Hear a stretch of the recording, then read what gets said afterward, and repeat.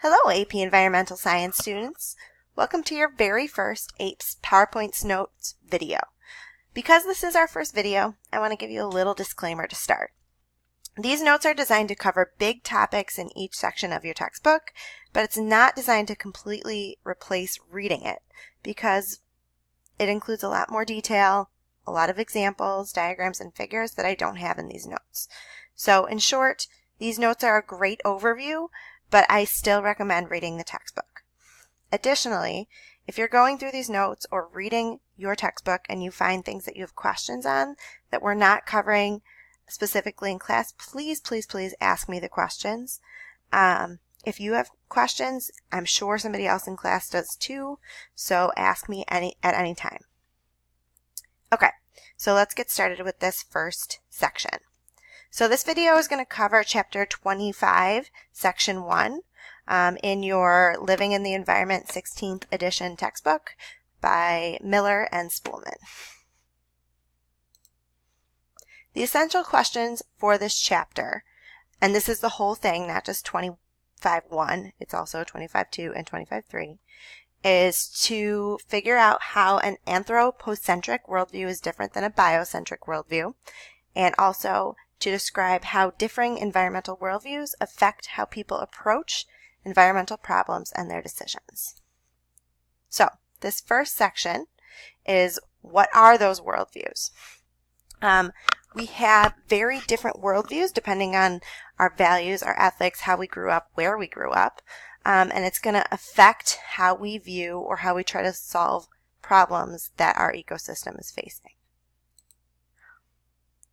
So, first things first, we have to kind of differentiate between the term environmental worldview and environmental ethics.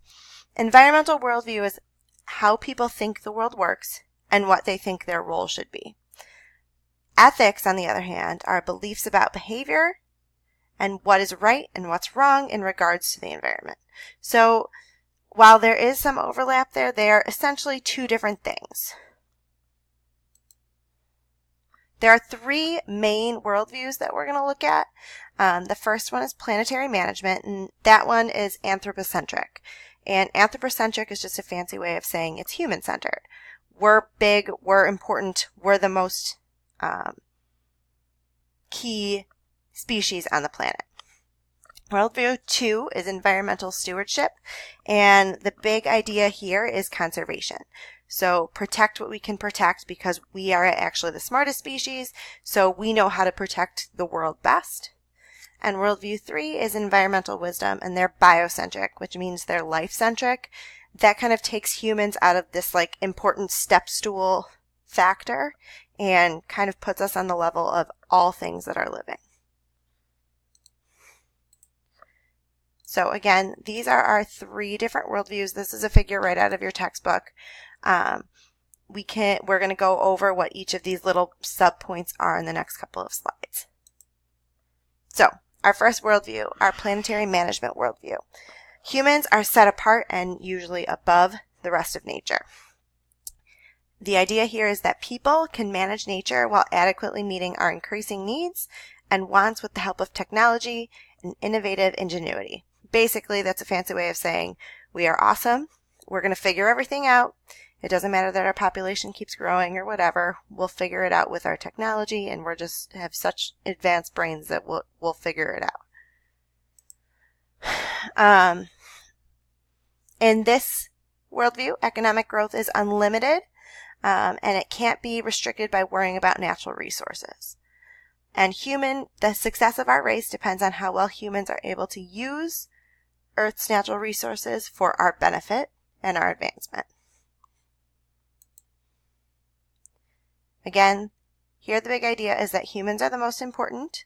We as a species can manage the Earth and should interfere with nature's processes only when it benefits us. So, for example, if we have a coal mine that we discover, we go and mine it and utilize that resource to power the things that we need to power. There's three variations of planetary management worldview. So the first of those variations is no problem school.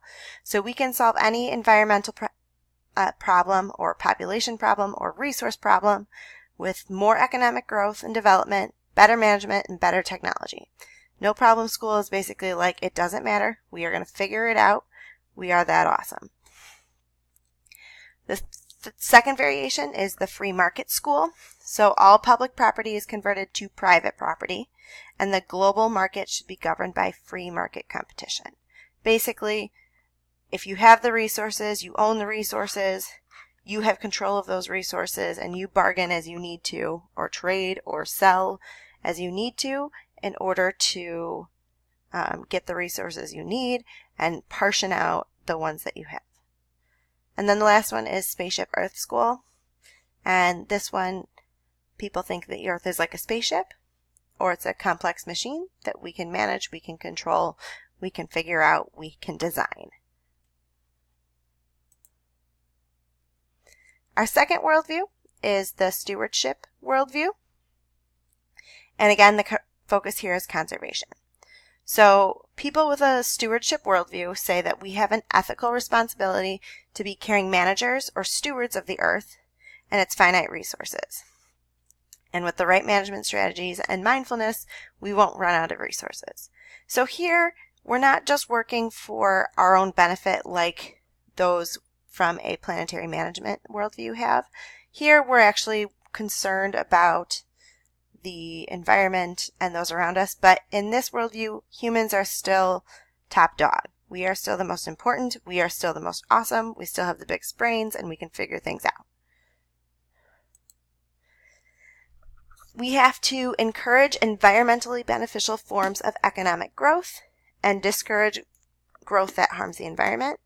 And the success of our race depends on how well we're able to manage Earth's life support systems for our benefit and the rest of the world's organisms and ecosystems. So again, humans are still the best.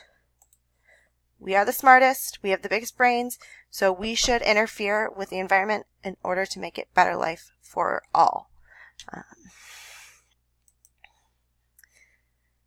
The criticism here for both of these first two worldviews is that it wrongly assumes that humans are good stewards or good managers or good caretakers, because not all of us are.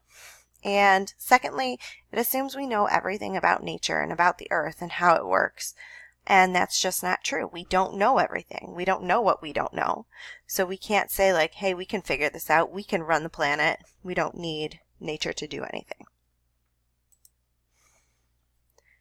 The last worldview is environmental wisdom. So this is preservation.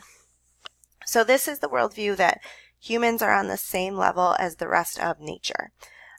So we are all a part and totally dependent on nature, and it should include all species as we create management plans. And here, people with environmental wisdom worldviews believe that all resources are limited and should not be wasted or squandered.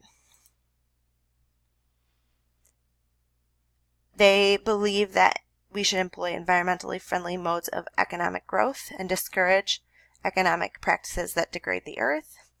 And we believe, or environmental wisdom, people with this worldview believe that success of the human race depends on learning how natural systems maintain and sustain themselves and integrate those lessons from nature into the ways that we think and live. So humans should mimic nature's processes. So a big idea here is we're not any more important than any other species on Earth, and we should do our best not to interfere with nature's processes because we don't really understand it. So in other words, this is kind of saying like we leave nature alone. We don't interfere. We don't try to conserve things. If we see a mountain lion killing a deer, we let that happen. That's okay because that's how nature wants it. So there's one last worldview, which is kind of like a sub-worldview of the environmental wisdom, but this is kind of like intense version of that. So it's called the deep ecology worldview. And they have 8 principles or 8 premises, and I'll read these to you now. The first is each non-human form of life has an inherent value independent of its value to humans. Second, the fundamental interdependence of diverse life forms contributes to the flourishing of human and non-human life. Third, humans have no right to reduce this interdependence and diversity except to satisfy vital needs. 4, present human interference is excessive and getting worse. 5, it would be better for all forms of life if the human population would decrease substantially. 6, current economic and technological practices must change. 7, current ideologies must change so the measurements of quality of life are focused on the overall health of the environment and living things. And 8, those who subscribe to the previous premises have an ethical responsibility to implement change. So, I just went through 4 different worldviews. Some of them have their own separate sub-ideologies. But why do we care about this? Why are we starting environmental science with talking about people's opinions or people's worldviews? And the problem with worldviews and why they're so important is because those with different worldviews start with different assumptions and values. So you might approach finding a solution to an environmental problem in a completely different way. So let's think about SeaWorld for a little bit. In the past 5 years, it's died down a little bit, but SeaWorld's been in the news a lot, having these conversations about whether or not it's ethically okay to have these orca or these killer whales in captivity, and whether or not that's healthy for the animal. So you kind of have 2 schools here. The trainers, the marine biologists that work at SeaWorld that are studying these animals, they would be more the the stewardship worldview, saying like, hey, I'm a really smart marine biologist. I'm a really smart scientist that is studying these orca whales and figuring out their patterns so we can actually help to protect them and save them in the actual environment. On the other hand, you have those following or adhering to the environmental wisdom worldview where they're saying like, hey, this is awful that you're keeping these creatures in this little pen. They don't need our help. They need to be out and free in the world. We're not going to figure out how to help them by studying them. We need to leave them alone. And that's that environmental wisdom. On the other hand, the third school, planetary management, where humans are the best and we do what we want, they'd say like, yeah, let's have SeaWorld because I like to go see the whales. It's fun. It's entertainment. So depending on what your worldview is, you might view different topics or different problems or different solutions in different ways. So that is basically chapter 25, section 1. We are going to be going over these worldviews more in-depthly in class, but this is kind of your major ideas. If you have questions about it, again, don't hesitate to ask during class in the next couple of days. Have a great day.